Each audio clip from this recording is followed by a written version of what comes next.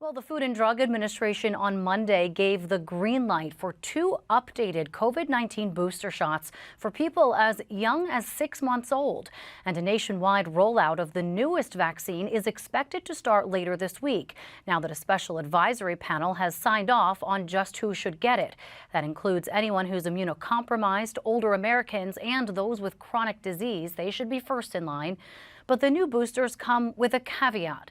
They're the first COVID shots in the country that aren't being paid for by the federal government. Senior correspondent Brenda Flanagan has the story. I believe it's just going to become very similar to a flu shot. Pharmacist Brian Pinto says even as the CDC considered this new 2023 COVID vaccine, drug makers readied boxes for shipment. The shots will probably arrive at your local pharmacy within days. Made by Moderna and Pfizer-BioNTech, this reworked formula targets current Omicron variants like XBB, EJ5, and BA286, now circulating in the U.S.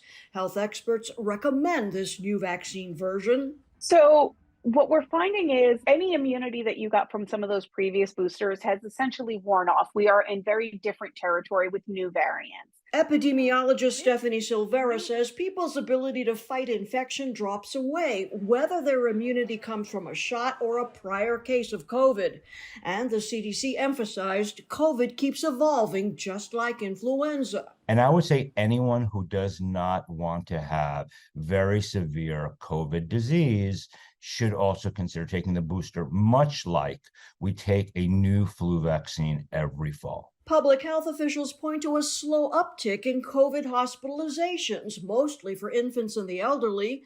Facing a fall respiratory virus season, the FDA issued an emergency authorization for everyone ages 6 months and older to get this new COVID shot. Number one, those who are particularly at risk, the immunocompromised, people like my brother Brenda, who have MS, right?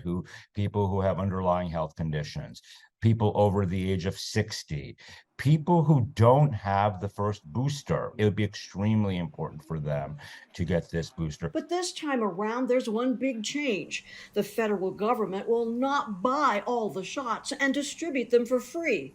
Pharmacies will pay upfront list prices of $120 to $130 a dose, plus costs to administer the shot. It looks like the Moderna vaccine was coming in anywhere between $140 and $155 per shot. The Biden administration will purchase some doses, and drug makers are expected to contribute free shots as well. Insurance is expected to pick up the cost for those with coverage. Traditional Medicare and Medicare Advantage plans have already said that it will be paid. Most major commercial plans, my anticipation is as well. But unfortunately, we know that any barrier that impedes vaccination drops vaccine rates.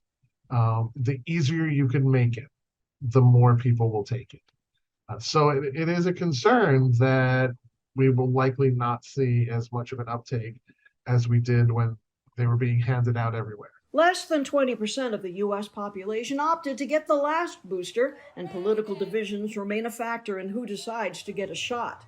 Public health experts also fear cost barriers could widen healthcare disparities even more for folks without coverage. Who's going to get sick and severely ill is going to be problematic because those same people, if you don't fall into one of those buckets, also are less likely to present at the hospital early, which means they're going to show up when the symptoms are particularly severe, which decreases chance of survival. Pharmacies expect many people will sign up for both COVID and flu shots, one in each arm.